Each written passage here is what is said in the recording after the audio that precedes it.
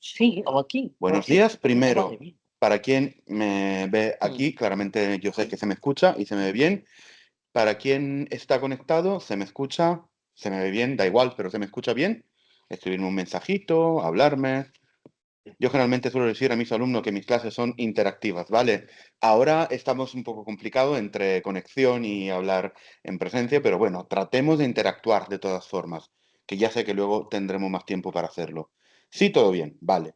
Entonces, voy a compartir la pantalla y aquí, sobre todo para quien esté escuchándome desde la conexión, necesito saber si veis la pantalla. Vale, estupendo. Vale, primero, lo primero, o sea, agradecer muchísimo la invitación a los profesores locales, a las autoridades, como se suele decir, ¿no? Bueno, a Estíbal y Pilar, obviamente, muchísimas gracias por, y Elena también, claramente, y a la Escuela de Doctorado para esta invitación y para darnos a los dos, efectivamente, la oportunidad de contarnos algo de nuestras investigaciones y, si es que tenemos suerte, igual inspiraros, ¿vale? En hacer algo parecido o también seguir en vuestra investigación con cierta metodología más que podemos añadir desde nuestra perspectiva. Y luego, también decir que Kepa no es mi doctorando, porque es doctorando claramente de Josué, pero también ha sido mi estudiante de sumerio, y por eso he decidido poner en la imagen en portada un sigilo, uno de estos, que evidentemente puede interesarle más. Pero luego vamos a hablar un poquitín también de ellos, igual. Y mi título de hoy es La religión sumeria entre élites y masas, culto, propaganda, onomástica, en tercer milenio antes de nuestra era. O sea, muchas palabras, muchos palabras, tal vez, y como siempre, primero tú piensas en lo que quieres hacer y luego le das un título.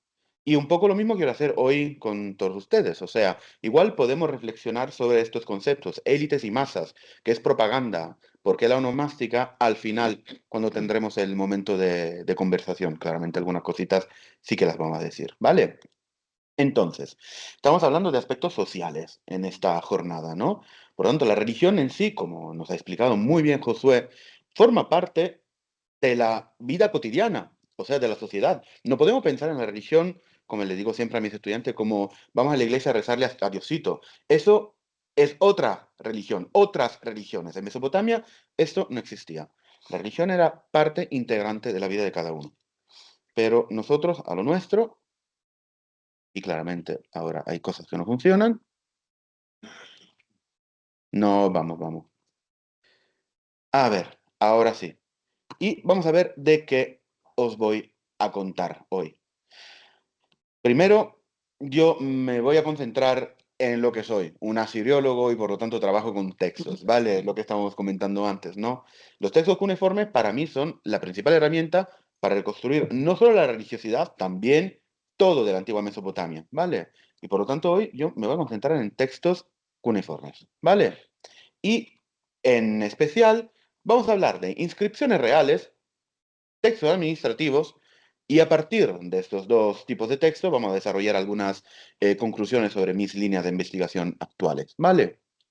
Religión, y este señor nos viene desde Madrid, tuvo que venir desde Madrid para hablar de inscripciones reales y textos administrativos. ¿Y qué pasa? Gilgamesh, la literatura, el Numa Elis, el poema cosmogónico.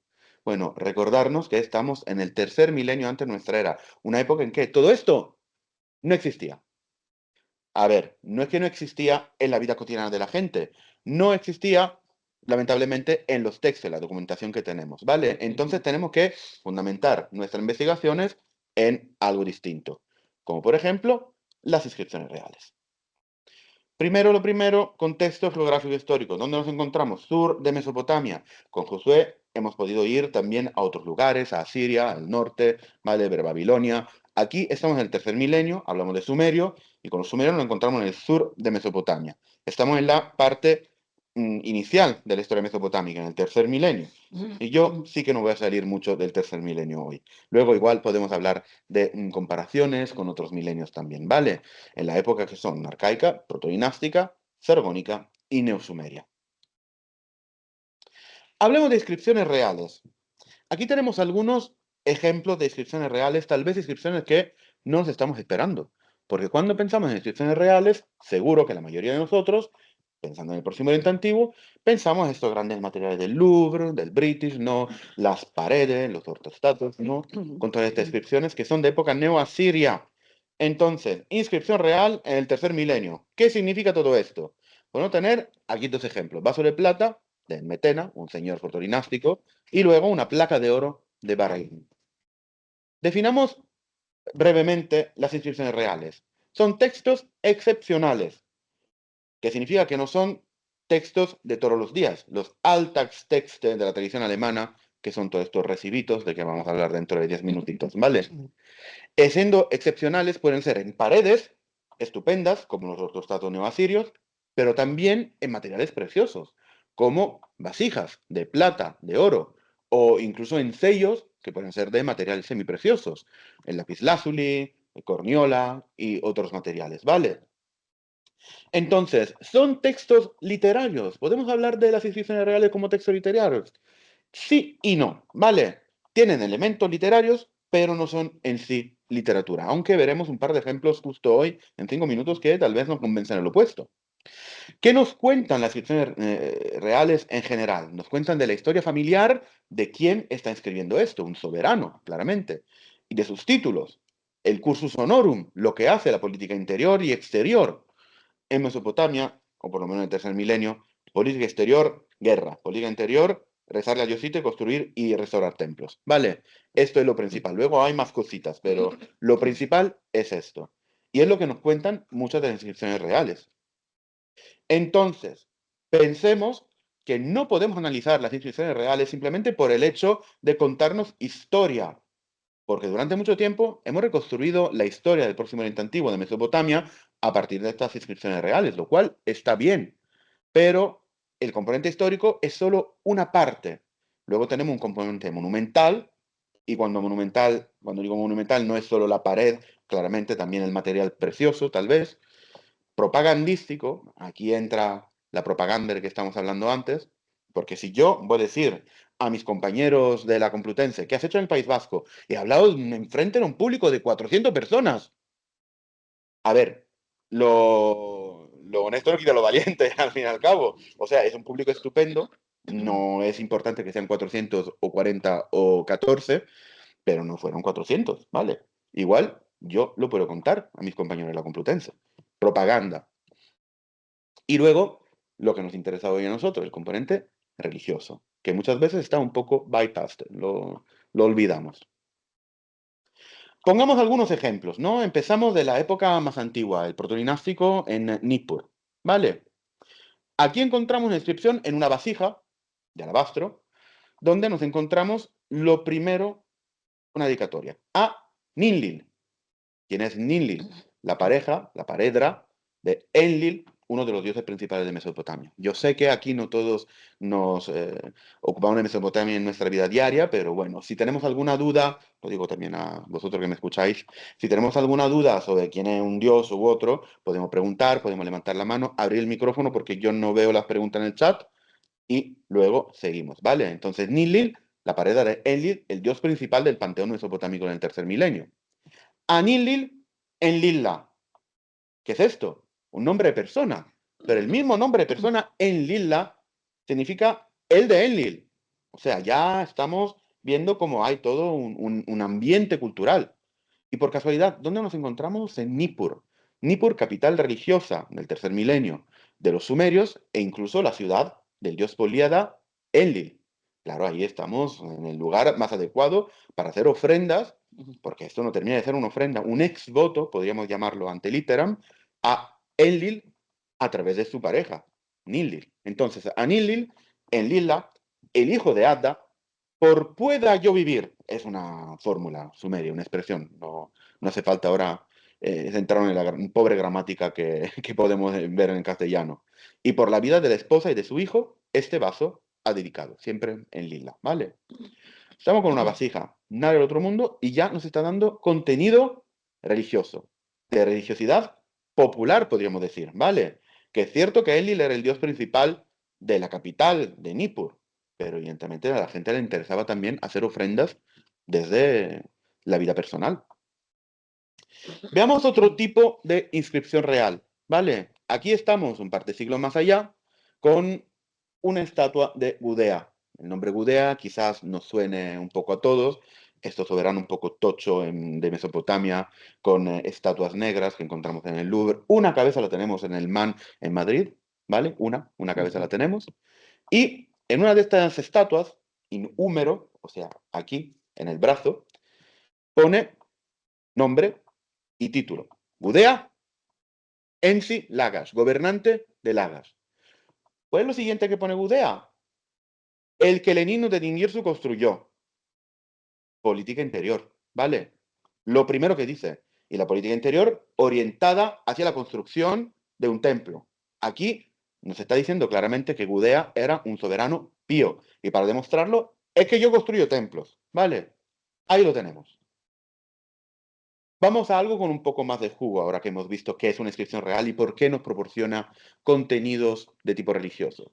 Los cilindros de Gudea, mismo señor de antes, que aparte de las estatuas, también nos ha dejado dos cilindros de este tamaño, unos 60 centímetros cada uno, que se encuentran en el Louvre.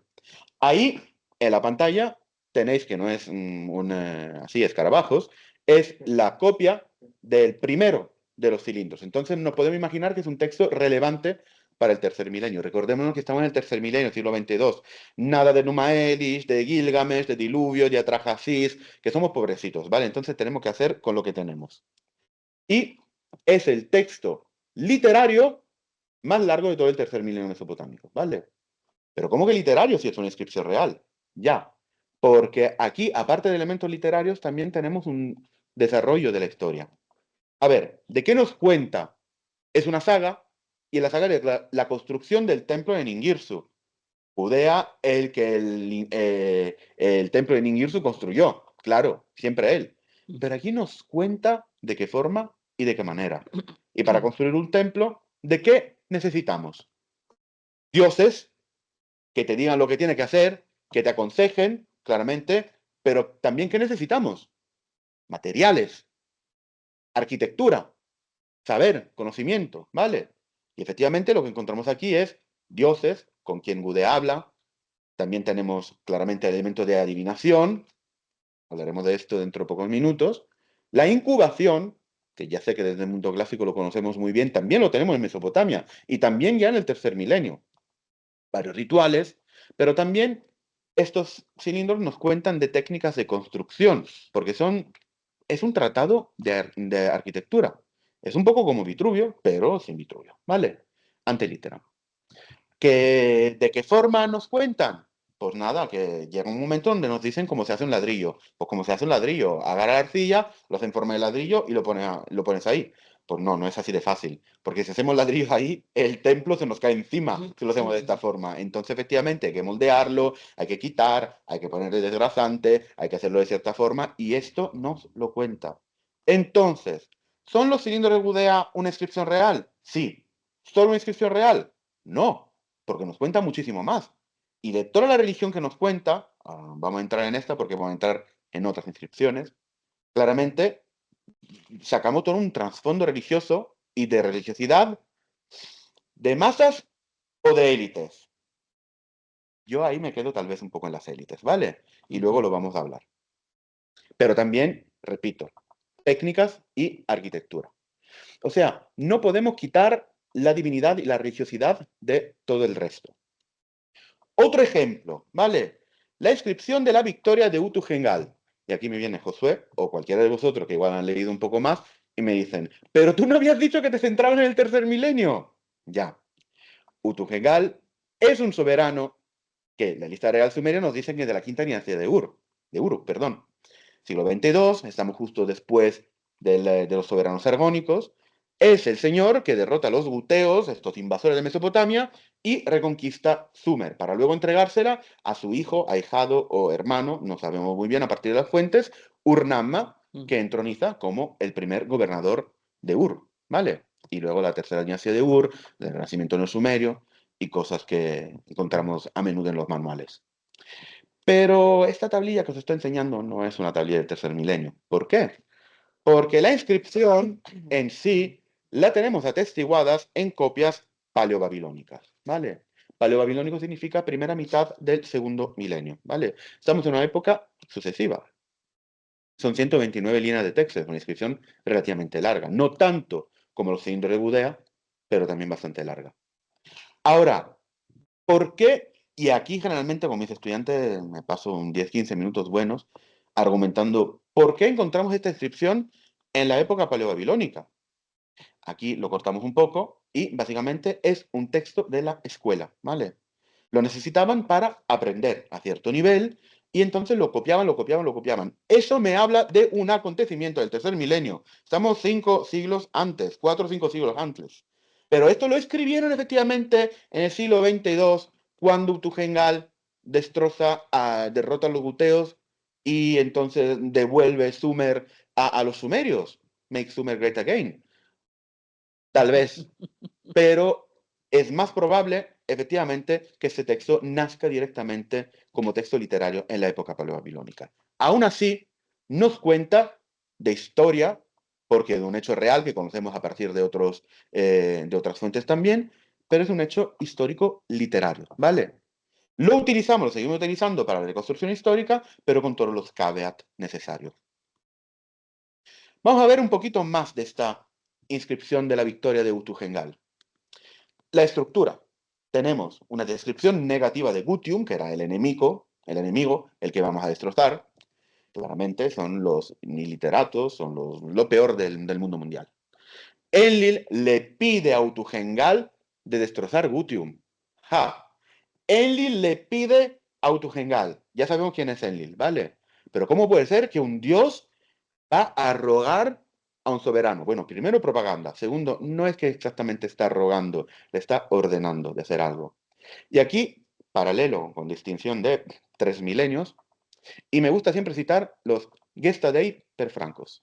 Aquí alguien de medieval igual sabe de qué estamos hablando. Gesta Dei per Francos es una epopeya medieval, justamente, donde se cuentan los acontecimientos de Dios a través de los francos. No lo que estaban haciendo los francos, que claramente es lo que nos está diciendo, sino lo que Dios hacía a través de los francos. Lo mismo, aquí es Enlil, que está actuando por medio del pobre Utujengal, que dice, a mí me han dicho que tengo que hacer esto, ¿vale? Y entonces ahí tenemos una plegaria de Utujengal a Inanna. Ahí tenemos un elemento connotado religiosamente, pero a tope. Luego, descripción de la extensión del dominio de Gutium, lo que tenemos que destrozar, el discurso de Utujengal a los ciudadanos de Uruk, imaginaros un poco esto de 300, ¿no? Ganar y ganaremos, así, claramente tiene que destrozar el ejército opuesto y tiene que hacerse con el favor de la ciudad. 6 días enteros de estrategia militar de Utujengal y antes del último ataque, otra plegaria de este señor a otros dioses, Ishkur y Utu. Dioses que claramente están puestos ahí por cierta razón, no son dioses cualquiera. Inanna es la diosa del amor y del sexo. ¿Y qué tiene que ver? Que su hipóstasis semita, y estamos en una época ya donde en la época paleobabilónica la religiosidad sumeria era distinta, Ishtar es también la diosa de la guerra. ¿La Inanna del tercer milenio? No. Una diosa caprichosa, tonta de otra forma y maneras, pero de guerra muy poca. Ahí en el segundo milenio, en la época paleobabilónica, sí que era una diosa guerrera. Entonces, claro, voy a la batalla, necesito Inanna. Ishkur, el dios de relámpagos y de las intemperies. Claro, la intemperie es de la guerra también. Utu, ¿quién era? Utu era el sol. El sol que todo lo ve. Cuando estás con tus amantes, cuando estás al baño, cuando estás en el tribunal, es el dios de la ley y por lo tanto te juzga, ¿vale? Y eso era necesario en la batalla también. Fuerte de estas plegarias a los 3 dioses principales, Utujegal derrota a este señor Tirigán, que era el jefe de los guteos, y captura y somete a Tirigán y su familia, y por lo tanto restablece el Nam-Lugal. Lugal significa rey, o sea, la regalidad sumeria, la restablece en Sumer, ¿vale? Muy rápidamente veamos una de estas plegarias, ¿no? La plegaria de Utujegal a Inanna. Utujegal caminó hacia Inanna, su señora, y le dirigió una oración. Mi señora, leona de la batalla. La enana del tercer milenio no es leona de la batalla, pero aquí tiene en la cabeza ya Ishtar, otra diosa, ¿vale? Tú que golpeas todos los países. Enlil me ha dado la orden a él, Enlil, de devolver la realeza en la mano de Sumer. Sé mia aliada, ¿vale? Aquí, otra vez, gestadei per francos. Cambiemos un poco de inscripción real, rematemos este tema de las inscripciones reales y nos vamos a la inscripción de Lugal Sagesi en Nippur, ¿vale? Es una inscripción ya publicada y recontrapublicada, no voy a ser el primero que dice que hace la edición de este texto, ni quiero serlo, ¿vale? Pero sí que os quiero comentar algunas cositas. Una inscripción de la época protodinástica, ¿no? La encontramos en 100 de estos fragmentos, como lo que podemos ver en la pantalla, que se encuentran en el Ekur, uno de los templos principales también, de Nippur. ¿Para qué sirve esta inscripción? En la inscripción dedicatoria, ya hemos visto un par de otras inscripciones reales, para la coronación de Lugal-Sagesi, ¿vale?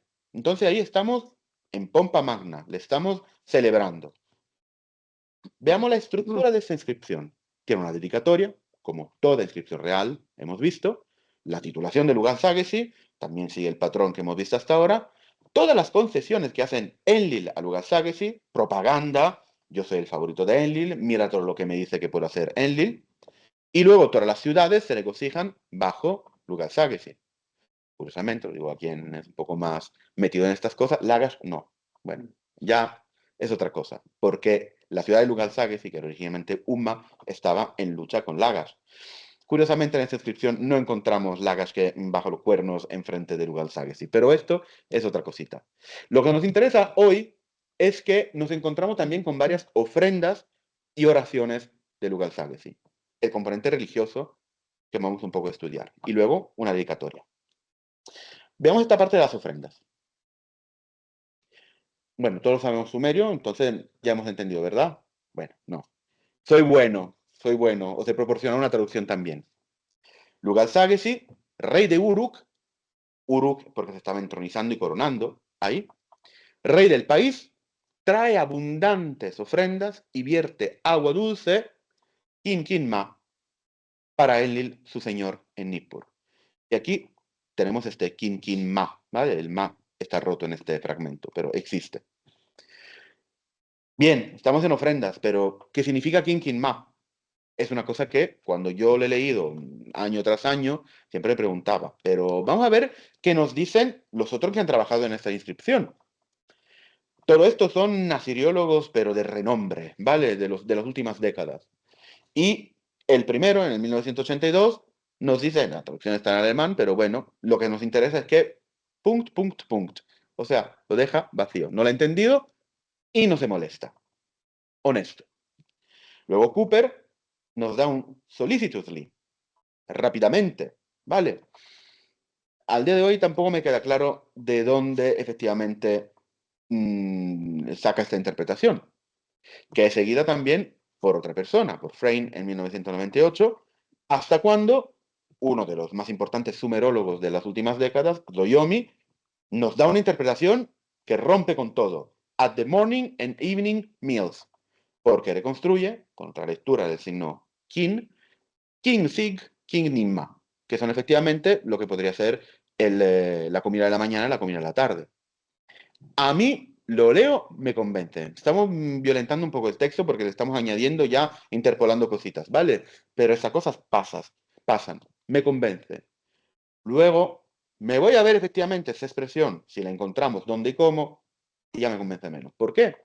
Porque nunca lo encontramos King Sig, King Nimma, sino King Nim, King Sig. Y aquí, al revés. O sea, y aunque es un detalle que puede parecer insignificante, el problema lo tenemos con este ma al final, que es un complemento gramatical y que tiene que atar con el signo precedente. Aquí las bonituras de la lengua sumeria del cuneiforme, ¿vale? Y entonces, claramente no puede ponerme kignim y king sigma, porque sigma no te explica. Tratemos de explicarlo de otra forma igual. Vamos a otra interpretación. Había dicho que solo hablaba del tercer milenio, pero no puedo hablar sobre el tercer milenio si hablo de listas lexicales, ¿vale? ¿Qué son las listas lexicales? Son como diccionarios de la antigüedad, ¿vale? Que nos ayudan un poco a reinterpretar todas las fuentes que tenemos. Nos vamos a esta lista lexical, Antagal, tablilla 8, y nos encontramos término en sumerio, término en acadio, ¿vale? Eso no es una revolución, lo encontramos en muchos textos, pero no siempre encontramos el término que queremos. Aquí, afortunado de mí, Lo he encontrado. Kin, pa'aru, kin, kin, shite, u. Que salgamos de todo esto. Dos verbos en acadio. Aquí se ve como un asiriólogo quiere denominar tanto el sumerio como el acadio, si no, no se va a ningún lugar. Para quien quiera dedicarse a los estudios del Próximo Oriente Antiguo. No estoy mirando a nadie en particular. Parum es el verbo mirar o buscar en acadio. Sheum también es el verbo mirar o buscar, pero en una de las acepciones de la conjugación, en el GT, el verbo shiteum es el verbo de mirar, buscar, pero usado en la adivinación. Ah, vamos a ver si efectivamente esto lo encontramos en algún lugar. Y en un texto muy conocido del primer milenio, Diviner's Manual, encontramos con el mismo verbo, con un sumerograma, escrito con logogramas sumerios, kin, kin, ma, este ma es distinto del ma que buscamos nosotros, donde podemos traducir, when you look up a sign, be in the one in the sky or one on earth, look up. Look up como ejercer la barutum.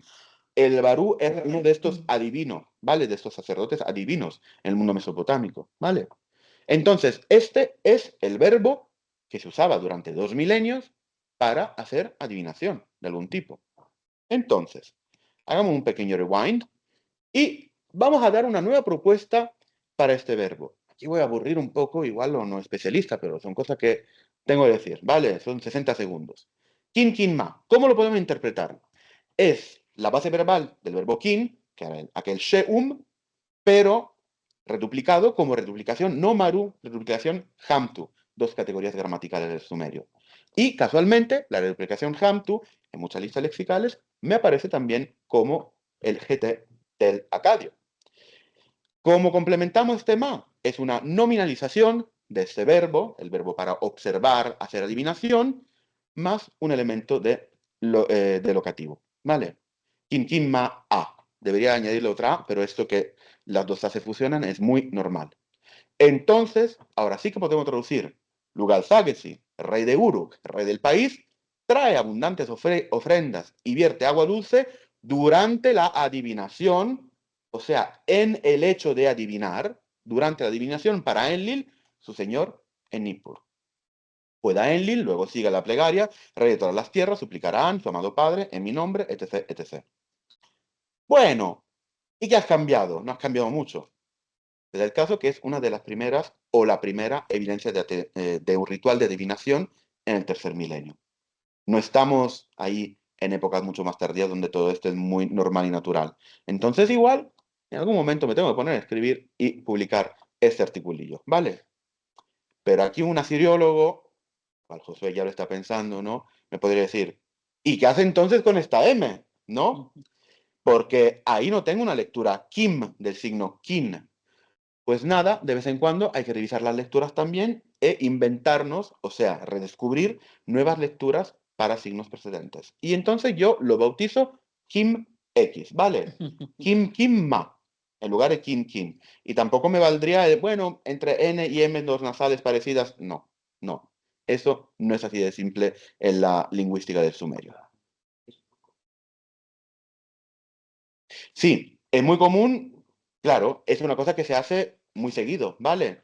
Pero depende, si lo hace el Pope, está bien. Si lo hace una persona que no, por eso estaba defendiendo tanto este cambio de lectura. Al fin y al cabo, sí es una cosa común. La lectura todavía está aquí, no está atestiguada en listas lexicales o en las glosas que me he revisado, pero todavía. Igual lo encontramos en otros lugares y ese es el primer lugar donde la encontramos. Y gracias a esto, todo es ritual, tiene muchísimo más sentido y no las ofrendas del día, de la mañana o rápidamente, ¿vale? Y le hemos dado otra interpretación a ese texto. Espero que me da para hablar un poquito más, ¿no? Porque tengo todo otro tema, ¿no? Que son los textos administrativos. Hasta ahora, muy bonito las inscripciones reales. Pero nos hemos quedado un poco en un lugar de élites, ¿no? Como siempre en Mesopotamia, si queremos sacarle un poquito más de jugo, un poquito más de interés a la vida cotidiana, tenemos que irnos a los textos administrativos. ¿Qué son los textos administrativos? ¿No? Son Wirtschaftstexte en alemán, textos de economía, ¿vale? Que nos hablan de campos, cultivos, comida, animales, vino y cerveza, tejidos, metales, ofrendas regulares, préstamo, contrato, Todo, básicamente todo, menos literatura y religión. Para que este señor, que se tuvo que venir de Madrid, viene aquí a hablarnos de texto administrativo para hablarnos de religión. Pues ya veremos. Son textos de todos los días. Alltagstext se los definimos en Alemania, ¿vale? Y al ser texto de todos los días, ¿cuál es otra variable de todos los días? La religiosidad, ¿vale? Veamos entonces. ¿Qué hay de importante en uno de estos textos administrativos que básicamente son recibos de la compra? Como cuando te vas a la cervecería y luego te dan el recibo, que te has tomado 5 cervezas, espero que no solo, y luego 2 tapitas y yo qué sé, bueno, aquí serían más bien pinchos, lo que sea. Y en el día X y en la cervecería X, ¿vale? ¿Qué te dice todo esto? Bueno, números, cifras, cantidades. Entonces, ¿quién tiene el fetiche de todos estos temas, como la metrología? Presente. Efectivamente puede regocijar, ¿vale? Pero fuera. Luego, nombre de persona, porque te dicen a quién dan esto o esta otra cosa. Un par de textos lo hemos visto también con Josué. Y luego mucha terminología, claramente, que es de lo más interesante, tal vez. Profesiones, vocabulario, los términos administrativos. De hecho, que es lo más interesante. Rewind. Lo más interesante son los nombres. Es la gente de que estamos hablando, ¿vale? ¿Y qué podemos hacer a partir de los nombres? Ya Josué nos estaba explicando un par de cositas, ¿no? Tomando el pobre Jonathan como ejemplo, ¿vale? Pues será el caso que en Mesopotamia teníamos dioses absolutamente para todo. Sí, eso es promoción y publicidad. Podéis verlo directamente en vuestro móvil, el código QR y aparece un artículo mío. Y como tenemos dioses para todo, tenemos aproximadamente 3.500 dioses que sepamos en Mesopotamia. También de vez en cuando tenemos que redescubrir otros más, ¿vale? A mí mismo, hace un par de años, me ha pasado de redescubrir un dios. El dios Kama. No el dios de la cama, el dios Kama. La cama directamente en forma de dios, una de las hipóstasis divinas, ¿vale? ¿A partir de qué? De nombres de persona. Urkinusi es un nombre que encontramos que contiene este Kinu, que es el nombre para Kama, entonces un nombre teóforo, y este Kinu lo encontramos como Dios en ningún otro lugar. Luego también tenemos algunos rituales del primer milenio que nos pueden de alguna forma fortalecer esta hipótesis y tal. Leeros el artículo. Pero bueno, encontramos el dios Kama. ¿Hay más ejemplos? Sí, hay otros ejemplos, el dios cetro, ¿vale? Eso se conocía ya, no lo he redescubierto, pero lo que he hecho yo ha sido un estudio completo y lo encontramos como Dios en sí, un cetro divino, ¿vale? Porque es uno de los atributos de la señora del cetro, ¿vale? La señora divina del cetro. Pero también sabemos que es la señora divina del divino cetro, ¿vale? Entonces el cetro en sí también es un elemento divino. Y casualmente, ¿dónde más encontramos este cetro en forma divina? En nombres de personas, ¿vale? Aquí son muchos, no es para que los veáis todos, simplemente para ver la cantidad, ¿no? Hay nombre de persona como el ternero del cetro divino, o también el buen cetro divino, o yo qué sé, el rey es un cetro, es como un cetro, ¿no? Muchos de estos nombres, que como los nombres de hoy día tienen un significado, son nombres parlantes, le decimos, ¿no? En la antigüedad clásica. Mi nombre, Armando, significa hombre de guerra, es germánico. Bueno, no es un nombre tan parlante en mi caso, pero nos cuenta algo, ¿vale? Exactamente como tener una divinidad en tu nombre, que tus padres de alguna forma te hayan bautizado con este nombre, bautizado obviamente es una expresión anacrónica, dice algo del todo el contexto cultural. Igual esto es algo que podemos debatir luego.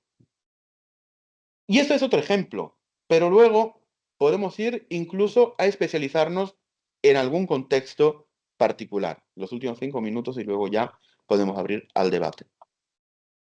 El panteón de Umma protorinástica. ¿Qué es Umma? Es una ciudad en el sur de Mesopotamia, una de las ciudades en que concentraron mi investigación doctoral, además, ¿vale? La época protorinástica, estaba diciendo, estamos a mediados del tercer milenio, más o menos. Y mi investigación no ha sido sobre el panteón, ¿vale? Yo hacía cosas más aburridas, hacía campos, cebada, ¿no? Más aburrida aún, dice José justamente. Y esto es como, wow, toda la vida. Tú eres joya, dicen en Brasil. Bueno, entonces el panteón de una oportunidad siga ¿A raíz de qué lo investigamos? Que en la época protoinástica no tenemos obras literarias, no tenemos estos viajes de las divinidades, porque yo en algún momento me he planteado, vamos a los viajes de la divinidad, el segundo milenio, segundo milenio, segundo milenio. El tercer milenio no lo encuentro. Bueno, los barcos de los sellos, efectivamente, pero nos dicen lo justo, al fin y al cabo. Textos. Necesitamos textos.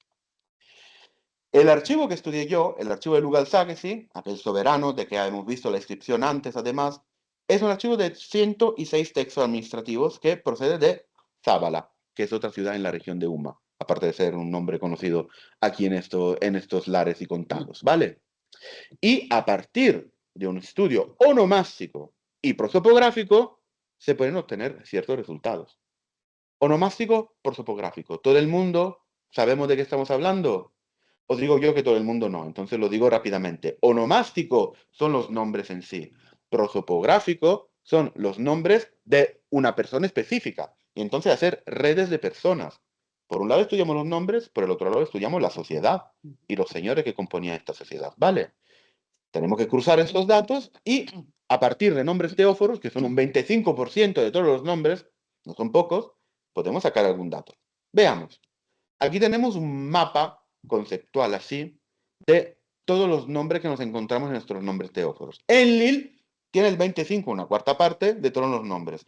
¿Quién era Enlil? Lo hemos dicho antes, el jefe el manda más del panteón mesopotamio en el tercer milenio. Entonces, no nos sorprende. Y luego, poco a poco, vamos viendo qué más datos interesantes podemos encontrar. Encontramos los dioses políadas. ¿Pero de qué? De Umma, el señor Shara, que es el dios políada de Umma, y también Inanna, aquella diosa del amor y del sexo de que estábamos hablando antes, que es la diosa poliada de Zabala, que es donde nos encontramos. Zabala formaba parte del circuito de Umma, entonces claro que la gente tenía mucha conexión también en su religiosidad y también en su religiosidad más íntima con todo lo que estaba pasando en la gran ciudad. Generalmente digo siempre que es Zabala el Móstoles de Madrid o la Móstoles de Umma. Aquí no sabría un poco cómo decir en Vitoria, ayudarme un poco, que puede ser Zabala, algún lugar en las afueras, ¿no? Ah, claro. Zabala es la Vitoria de Bilbao, claro. Como lo dicen los bilbaínos. Bueno, fuera de broma, de todas formas, entendemos que es el mismo ámbito cultural. Y entonces nos dice mucho del panteón de Zabala en sí, pero también del panteón de toda la región de Umma. Pero los dioses políadas, claro, nos sorprenden hasta cierto punto. Escarbando un poco más, nos encontramos con otros dioses relevantes. Ninildum, Lumma, Amus, Nisaba, que estos no son los grandes dioses del panteón mesopotámico, del panteón sumerio del tercer milenio, pero que también son dioses que se encuentran relevantemente en la documentación. ¿De dónde? De Umma, porque son dioses típicos de la documentación de Umma. Bueno, no hemos descubierto nada, ¿no? Tú encuentras un texto en Umma, entonces sabes que es de Umma y un dios de Umma. No, porque muchas veces los textos no los encontramos en su contexto. Y parte relevante del trabajo del asiriólogo también es reconstruir el contexto de estos textos. ¿De qué forma? De cualquier forma posible. Por un lado tenemos el formato y el contenido, por el otro lado tenemos la onomástica, por el otro lado tenemos la paleografía, y por otro lado, podemos tener también el horizonte religioso. Entonces, de repente, si en un texto protinástico nos encontramos con una referencia al dios Lumma, que en Girsu es nadie, mientras que en Umma es un mandamás, ya sabemos que tal vez nos podamos encontrar en Umma. Por lo tanto, ¿de qué he hablado en estas últimas tres cuartos de hora? Espero no haberme pasado demasiado. ¿De qué he hablado? He hablado de religiosidad de élites y de masas, evidentemente, de una religiosidad más popular y menos popular, a raíz de algunas herramientas fundamentales como las inscripciones reales, pero también la onomástica. ¿Y para qué sirve todo esto? ¿Para regocijarnos en nuestro conocimiento de la religión de una población tan antigua? No, nos sirve para reconstruir la historia con la H mayúscula, ¿vale? De los eventos. Porque si no somos capaces ni siquiera de ubicar los textos en su contexto, en sus archivos, en su dossier, no podemos reconstruir absolutamente nada. Porque en nuestro campo, en la filología, donde tenemos millones de textos, leer un texto, imaginaros el texto administrativo de la tercera dinastía de Ur, tan bonito si lo ves, pero al final dice siempre lo mismo, lees un texto no te dice absolutamente nada. Si lo pulverizas, te aseguro que no te pierdes nada. Pero si de repente juntas 50 textos, 100 textos, 500 textos, o como en el caso de la tercera línea Segur, 130.000 textos, entonces ahí tal vez sí que puedes reconstruir la historia y conocer mucho más sobre lo que hemos sido nosotros, pero hace 5.000 años. Ujú. Y muchas gracias por vuestra atención.